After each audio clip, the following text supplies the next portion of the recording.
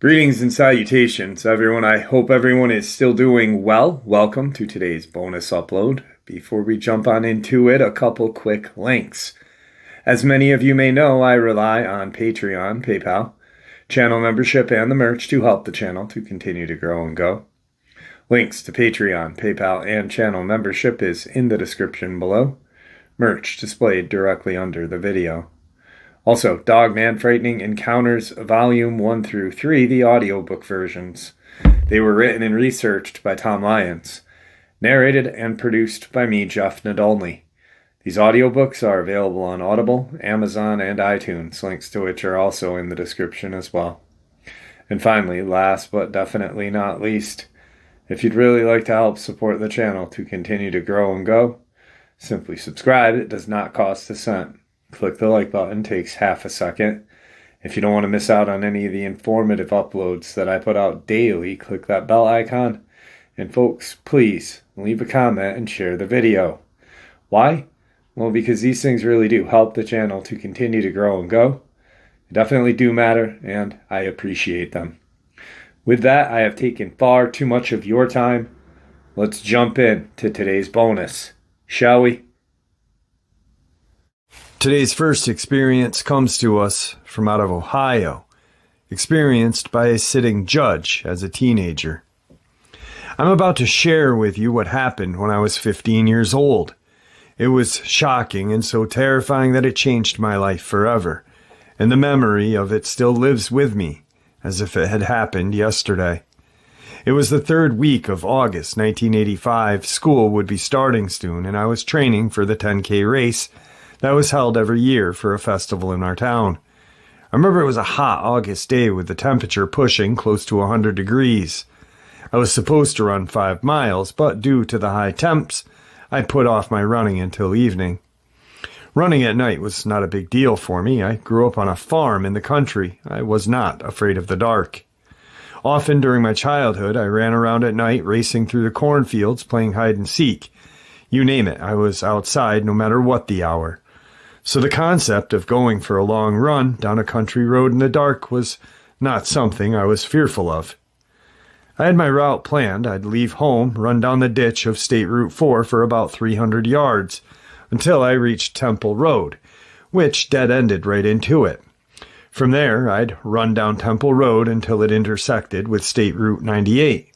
This was the halfway mark. So from there, the plan was to turn around and just come back. Night came, it was around 10 p.m. and I headed out. There was enough moonlight to see, but it was definitely not a full moon. I got to the halfway mark at State Route 98, turned around and started to head back. There was not much along Temple Road, just cornfields on one side and soybeans on the other, with small pockets of trees dotting the landscape, and only a couple of farmhouses along that stretch of road back then. I was more than halfway done with my run, and it was going great. I was closing in on the crossroad, which meant I was only about a mile from Route 4. On my left, there was a pocket of trees, then the crossroad, which was flickering road. And on the other side of that, a cornfield that stretched a mile all the way to Route 4. On my right, just after the crossroad, was a field of soybeans, which too stretched a mile. It was at the wooded area where I sensed something was off. I don't know exactly how to put it, but I just felt like something was wrong. It was enough of a feeling that I stopped running. The warm evening air felt a bit cool against my hot skin, and as I stood taking deep breaths and looking around, I could not shake the feeling that I was not alone. Movement suddenly came from the cornfield near the crossroad. I snapped my head in the direction of the sound and looked, but with the corn standing at least 6 feet tall, I couldn't see anyone or anything. More sounds of movement came. This time, I saw the corn moving, and I could tell by how many stalks were being disturbed that whatever it was huge. This instantly jolted me with fear, but only because I was not expecting to hear something while on my run. My first instinct was to assume it was a deer. And why, you ask? Because we had a huge deer population in Ohio, and I couldn't imagine it being anything else. I pushed aside the initial fear and began to run again. Whatever was in the corn also began to run.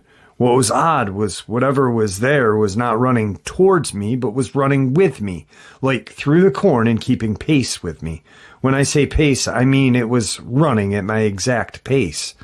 I looked over at the corn and saw that whatever was running alongside of me was about 4 rows in from the edge of the field, making it impossible to see what it could be. I stopped again, turned and looked, hoping to catch a glimpse, but only grew more fearful, as it stopped as well the very second I did. I strained to see what it could be, but it wasn't moving an inch and was quiet. I knew then that this was unusual behavior for a deer. The air around me was still, not a breeze of any kind, but the feeling was thick with a sense of dread. In the back of my mind, I knew deer did not act like this, but I assumed it had to have been a deer, although a very odd one, because what else could it be? Hoping to spook it, I hollered out, but nothing happened. Unsure of what else to do, I took off running again, and sure enough, it ran too. Freaked that it was again pacing me, I stopped, and it stopped. I was beyond concerned. I was terrified, my adrenaline was pumping, and my mind was spinning about what it could be. By the amount of corn I saw moving when it was pacing me, it had to have been bigger than a dog or a coyote, and I knew that there were no bears in this part of Ohio. As I went through the list of animals large enough to make such a disturbance in the corn, I only came up with nothing. I began to tremble. My heart was pounding, and the intense dread I felt was enough to make anyone go crazy. I was alone, engulfed by the darkness of the night, and something large was in the corn. I didn't know what it was or what was going on, but I did know that I wanted to get as far away as possible. I knew that I had 3/4 of a mile to go until I got to Route 4, and then a short few hundred yards to my house beyond that. I didn't know what else to do except keep running, but if I did, whatever it was would only keep pace with me. This meant I needed to change it up. I needed not to just run, I needed to run as fast as I could. I had to give it my all. I was confident in my abilities, as I was a good runner and pretty fast. As I inhaled several deep breaths, I concocted a plan to sprint about 300 to 400 yards, enough, I thought, to outpace and eventually put some distance between me and whatever the hell was in the corn, still being eerily still and quiet. I figured there was no way that this thing could see me because I couldn't see it. And with a fully grown corn being an obstacle, it would be difficult time keeping up with me, or so I thought. I began a countdown in my head. As I ticked down, I readied myself for what I felt at that moment was a run for my life. I bent slightly at the hip, leaned in and tensed my body. Ready, set, go, I took off, like I was being shot from a cannon. For a split second, I felt like I'd be able to outrun this thing, but then I heard it. Like the other 2 times, it was pacing me. Whatever this thing was, it was keeping up with me, even though it had to blast through the corn to do so. I dug deeper and pushed harder. My pace increased, but it was not any good, as it just kept matching mine. If I went faster, it went faster. I could feel my heart pumping hard and fast. I was giving it all I had, but it was not enough. I covered about 300 yards, and I could feel I was done, gassed, out of steam. Unable to keep going, I stopped, and like before, it stopped as well. I now came to a horrifying conclusion that whatever was in the corn was not only faster than me, but there was no way that this was a person. There was then, and still is now, no one who could run through corn like that. I don't care if you brought in an Olympian track star, they would not be able to do it. It was impossible. I stood in the road, a deep feeling of defeat washing over my trembling body. I'd totally spent all of my energy trying to get away from this thing, and I had failed. I took my eyes off the corn, staring down that long stretch of road that I still needed to cover. I was scared, alone, and still had a good half-mile to go in order to reach Route 4. The only thing close to me was an old abandoned farmhouse, about 100 yards down the road and to my right. I recalled there had been an old tree in the front yard and quickly adjusted my plan. What I'd do now was carefully make my way there, climb to the top of the tree, and wait until morning. Armed with this new plan, I made my way to the tree slowly. With every step I took, this thing moved too. I made it to the tree, and the second I looked at it, my heart sank, as there was nothing to grab hold of. The tree had been dehorned. I could not climb that tree. It was impossible, and once more felt defeated. As I stood staring at the tree, a terrifying realization came to me. Even if I made it the next half-mile to Route 4, I'd have to turn left and possibly cross paths with whatever was there. I imagined making the turn and it, whatever it was, would come out and get me. I immediately pushed the fear out of my mind and focused on what I'd do next. I was not done yet. I was not going to just give up. I needed to keep going, but with going left not an option, I decided I needed to go right. And that was when it hit me. My good friend lived off of Route 4 in the opposite direction, which meant all I needed to do was make it to Route 4, turn right, and race down about 150 yards. I thought about making a run for his house across the soybeans, but quickly dismissed the idea, as I feared I'd get tangled in the soybean plants. No, I needed to keep pressing forward down Temple Road, but this time I'd go slow and conserve my energy for what I hoped would be my grand finale.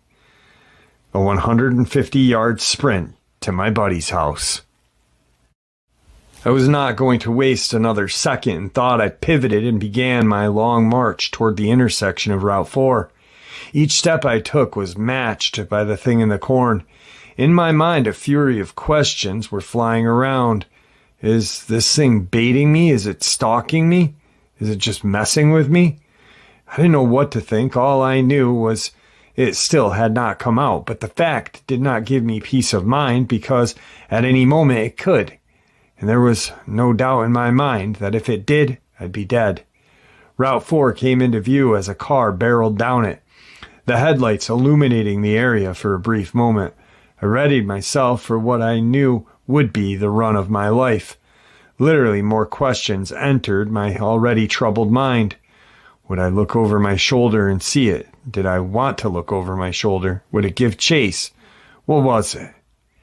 If I looked back, would doing so slow me down? Or would looking back and seeing something awful scare me to the point that I'd freeze? In a snap decision, I decided that when I took off, I wouldn't look back. I'd just hammer out the run and hope that it did not come after me. With less than 20 feet to go to the intersection, I picked my pace up, and of course it matched me. I looked to my right and over the rows of soybeans and did not see any traffic. I craned my head to the left and saw a glow of lights shining over the tops of the corn. A car was coming, and it posed me with another issue. Do I stop and wait? Or do I just make my move? I threw all the caution to the wind and took off full speed like I was coming out of the starting blocks for a 100-meter dash. I cleared where the corn ended to my left, which allowed me to see Route 4 clearly. Down the road, I spied a truck that was far enough away from me to safely cross. I had sworn that I wouldn't look back, but I could not resist. I craned my head over my shoulder, and right at that moment I saw something exit the cornfield and stop. I can't recall how long it looked at me, but it was long enough to get a good look. And all I can say is the first thing that came to my mind was the Egyptian god Anubis. I had no other frame of reference back then, nor was I aware of Dogman, much less of Bigfoot. All I knew was it walked out upright on its hind legs and stood at least 7 feet tall. I could judge its height because its head was taller than the corn. It had well-defined canine head, dark hair, and its build was similar to that of a greyhound, lean and muscular. It stood with its body postured like it was in a stance and its shoulders rolled forward. At the time, it reminded me of how a linebacker stood ready for the ball to be snapped. It turned its head and looked at me, but its stance and long arms positioned out in front of it, I presumed it was ready itself to pursue me. I faced forward and gave it all I had. I cleared the 100 yards with ease, cut across 1 yard, and came up to the boundary of my buddy's backyard. In front of me now was a chain-link fence, and I prayed that gate was open, but as I drew closer, I saw that it was closed and most likely locked. I decided in that instant that I would jump the fence. Now the fence was not that tall, but it was tall enough for me not to be able to hurdle it. I reached it, grabbed a hold of the top, which was just exposed, and jagged metal threw myself over. As I flew over, a sharp edge of the fence gouged my side. But I did not let that slow me down. I landed on the other side and could now see the swimming pool in front of me.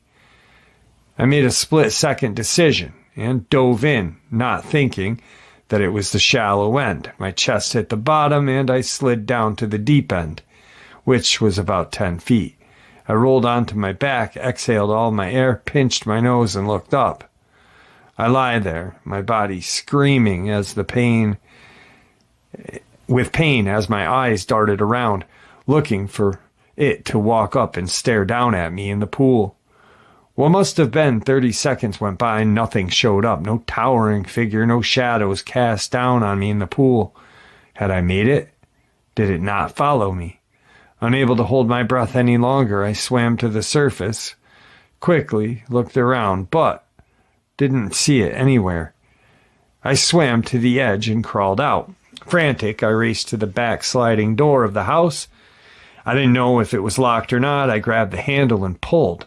The door flew open. I stepped through the vertical blinds that had been closed for privacy and into the house.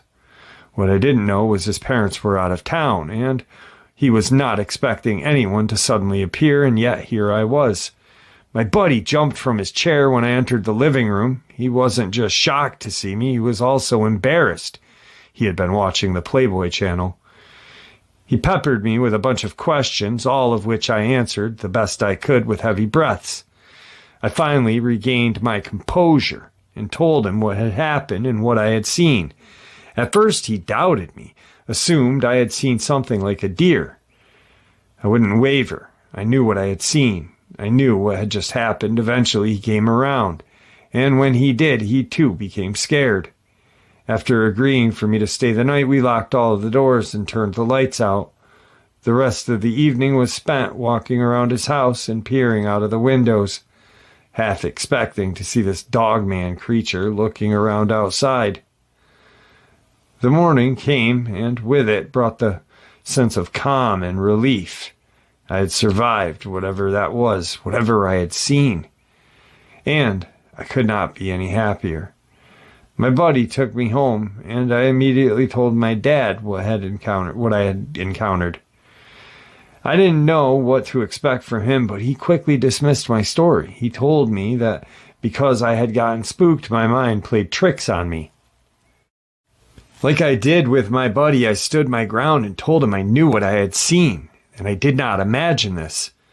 What's interesting, though, about my dad was that after my encounter, he never went outside at night without tucking a .38 pistol in the back of his pants.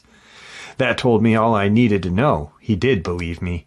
But by admitting it, he probably thought it would have scared me even more than I already was. I chalked up his dismissal as a way of protecting me. Much time has now separated me from that night, but the fear, that still remains in many ways. I've never run that stretch of road since, even during the daytime. I also never ran again at night anywhere. I still live in that area, and no matter when I venture out at night, I usually have a weapon with me, and I'm always on alert. Years later, I became aware of the term Dogman, and upon doing some research, I have no doubt that what I encountered that night was just that, I'm not afraid to tell anyone about what happened to me that night. I know what happened, and I know what I saw. My openness and transparency has no doubt resulted in some eye-rolling or thinking that I imagined it, but I have met others who believe. These believers had showered me with theories of that night. Some say that the Dogman has traits of a canine, those being that they run and hunt in a pack. They pointed out that maybe the one that had paced me was simply driving me to the others that were waiting. This thought has still sent chills down my spine. What if I had decided to make a run for my house? Would the one that exited the corn had given chase, or were there others just on the other side of the road in the cornfield? I'll never know, but it still gives me pause. I still don't know why it never came out of the corn before Route 4. Was it toying with me? I've replayed that night over and over again, and each time I imagine it coming after me. And what follows me is my demise. It was faster than I was, appeared much stronger, and without a doubt could have run me down and killed me, yet again it didn't. I don't know why it never came after me. I'm just happy that it didn't. To those who may doubt the existence of Dogman, I can tell you that they exist, and there is plenty of open and remote land for them to call home. To those who scoff at a story like mine, I say that history has shown us. For those who may doubt the existence of Dogman, I can tell you that they do exist, and there is plenty of open and remote land for them to call home. To those who scoff at my story, I say that history has shown us many tales of strange creatures, only for those creatures to eventually be discovered decades later by the scientific community. For me, it's only a matter of when, not if, Dogman are scientifically proven to exist. But if that doesn't happen in my lifetime, that's just fine. I know what I experienced that night. I know what I saw as it seared into my memory. So, as a warning to those who may have heard this, Dogman are out there, and if you're thinking of running late at night, don't. Alright guys, today's first video clip is a couple of guys are out going for a walk at night, and they see something in the woods. They really don't know what it is, and they go down to check it out. And what they come across is, well, something that looks like a crawler to me, if the video is real. I don't know. I wasn't there to take it. But I'm leaving it up to you guys to decide.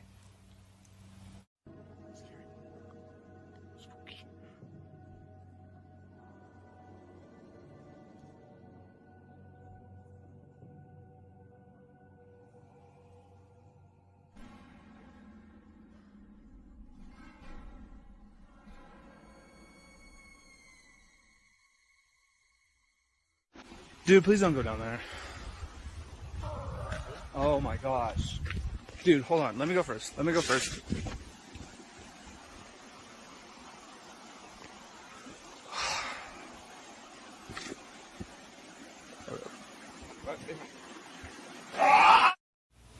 Alright guys, some really terrifying video footage.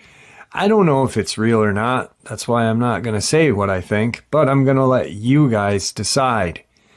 On to tonight's second encounter. A few years back, I had received some bad news that my mom had been diagnosed with lung cancer. Not hesitating, I packed my things and moved to a rural area east of Oklahoma City to help my brother and his wife care for my mom. I'm a registered nurse and figured my expertise could be helpful.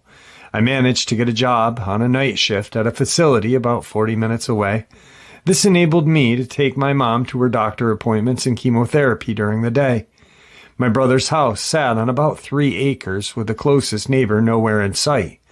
The area itself was wooded and sparsely populated.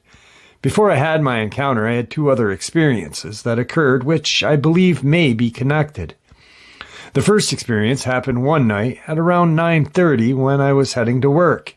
I was driving towards town on Old Highway 66. There was nothing around but trees and an old abandoned gas station that is not designated as a historic landmark. I was focused on the road when suddenly a deer came racing across the highway in front of me. As a note, when I say highway, it's really just a two-laned road. The way the deer acted, it appeared they were running away or fleeing from something that was chasing them. I slammed on the brakes to avoid hitting them and came to a complete stop. My knuckles were wrapped in a white-knuckle grip on the steering wheel. My heart was thumping from nearly missing the deer. To my right sat the abandoned gas station. No other cars on the road. Just as I was about to take off, I heard a loud growl. I didn't know what to think. I looked, and it seemed to be coming from the gas station. Fear rose in me, not sure what I was hearing, but not wanting to stay around any longer. I sped off and got to work safely, but I was a bit shaken. I finally brushed it off and thought it was probably just a local animal. Coming from Colorado, we have big cats. So maybe they have something similar in Oklahoma, and the cat was chasing the deer. Days later, I was driving down that same stretch of road at night, when to my left I saw a pair of red glowing eyes. What was odd was they were very high off the ground. I was thinking to myself what it could be and instantly thought of that growl I had heard. I drove home without incident but felt the need to go back and investigate during the day to see if there was something there that might have been reflecting the light. I didn't find anything. Now some time had passed and I was at my brother's house. I had just gotten a new camera and hadn't quite mastered it. I went to the front yard, which was about an acre in size with a 6-foot fence around the perimeter. Something to note, the front door of his house is always locked. They never use it, as people come and go by using the kitchen door. I was in the front yard with my dog. There was a super moon that night. I was excited about the photographs I could get with my new camera. As I was snapping photos of the moon, I got a very bad feeling. It was enough that I decided to take my dog inside. I immediately went back out front and shot a few more shots. Eager to see some of the shots I had taken, I went back and sat on the front porch. As I'm scrolling through the pictures, I caught something out of the corner of my eye. I looked up, and to my shock, I saw a huge dog-like creature. It was on all fours, sniffing the ground. It was walking, so that I only saw its profile, and it ended up about 15 feet in front of me. I can't tell you how terrified I was. Here I was, the glow of my camera display screen shining on me, and there in front of me is this huge creature, covered in matted gray hair. It turned its head away from me and towards the moon, which was low on the horizon. The creature on all fours was over 4 feet tall, and it stretched from snout to tail at about 6. Its hind legs were huge, and its front legs or arms were covered in thick fur. The back was hunched. It reminded me of a hyena. Around its neck it resembled a lion's mane, as the hair there was thick. When it turned its head forward again, I could see a long snout and pointed ears. What was so shocking was how quietly this creature moved. It was almost gliding in a way. It took a moment, but soon the odor of wet dog washed over me. Sitting there, frozen in fear, I had no place to go. I had a camera in my hands, yet no power or courage to raise it. If I had, the flash would have gone off and exposed me. Fearing for my life, I kept perfectly still. Believe me, I wanted to run. I wanted to scream, but I just knew that if I did anything, I'd be risking my life. The creature lowered its head and again began sniffing the ground. It made some unusual sounds like grunting and movements that made it seem unnatural. It moved forward stealthily until it disappeared around the side of the house. I wanted to go inside, but the door behind me was locked, and the kitchen door was in the same direction this creature had gone. With no exit strategy, I went and hid behind a bench on the porch and prayed the creature wouldn't return. As I sat trembling from this encounter, I began to wonder what it was that I had just seen. Was it a dog? If it was, it had to have been the largest, most powerful dog I'd ever seen in my life. The only word that popped in my head was werewolf, because that was exactly what it looked like. I questioned how it didn't know I was there. It didn't make any sense that it hadn't seen me, much less smelled me. I know that dogs have a good sense of smell. Was it stalking something else? There are too many questions. 20 minutes or so went by, and I found the courage to head back inside. Carefully rounded the corner, but saw nothing. Back inside, I locked the house down and went to bed, although I did not sleep very well. The next day, I mentioned what I had seen to my brother. He didn't laugh it off. He simply said that there are big dogs around this area. I told him that this was not a big dog per se, but something huge, massive in size, much larger than any dog I had ever seen. I went to work later on and told some of my coworkers. Their response was typical of most, as they laughed and said I was crazy. I spent the next year at my brother's house living in fear of encountering this creature again. Thankfully, I had never seen it again. Since then, I have become obsessed with figuring out what it was that I saw, knowing that I am not alone. As others too have seen something very familiar, I feel vindicated that I'm not crazy or that I hadn't mistaken what I had seen. I've been asked if I'm grateful for my sighting, and I'd say I'm not, although I would see one again, but only if I were in a safe place, like in a tank. Alright guys, let's move on to tonight's final video clip of the night. Really quick, before we get into the last video of the night, this just popped into my head. That experience that the woman was talking about in Oklahoma, for some reason, the Anita Mears case popped into my head. The Newalla, Oklahoma woman who the police thought she had been stabbed, but she had been mauled by, then they said stabbed at first, then attacked by a pack of dogs, but in actuality, she was more than likely mauled by a huge dog man, I believe. And I covered the story, actually the day it came out, back in April of 2022. It was an insane attack. But I pulled up the map, showed you guys what it was all about and where it happened and this and that. And it just really reminded me of that, instantly. When I was starting to narrate it, I was like, whoa. I'm like, this is what she's describing just for some reason reminded me of that case. Anyway, one day I'm going to just sit down and go through all of the strange attacks and share them with you. Just because there's so many.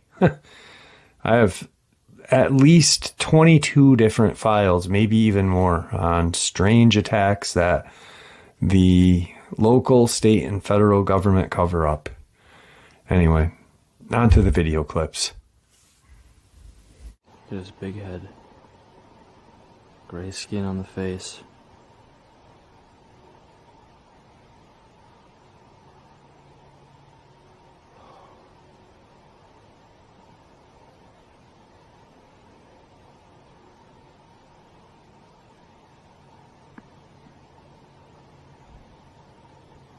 He's cloaking, hiding out very well.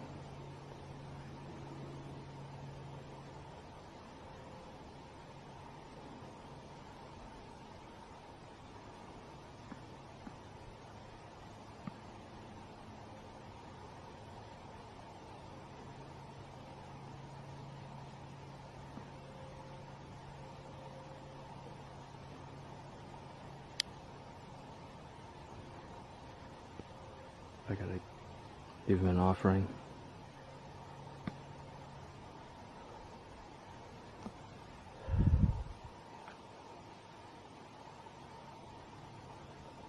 Look at this guy standing here.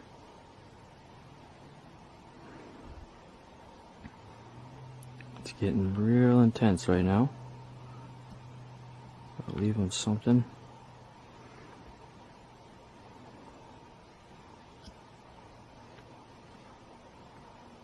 And I'll come back to it. Oh, boy.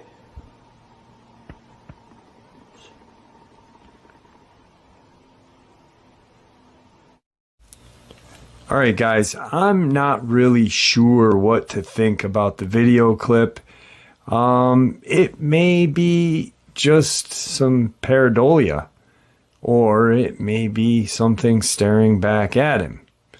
Once again, I wasn't there, I didn't take the video, but I've got my own feelings on this. You guys decide what you think.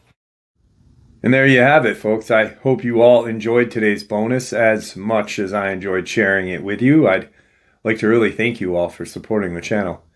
It is, after all, your support that helps this channel to continue to grow and go, and what gives us all a place and a chance to share our experiences and theories judgment-free. Everyone is simply treated with the respect that we deserve. Stay safe, happy, healthy, and ever vigilant, keeping an eye on our children, pets, family, and our friends. These creatures are real. These events have happened. Share this information with those you love and care about, and it may just help save their lives someday. Until next time, never stop asking questions, never stop searching for the truth, and God bless you all.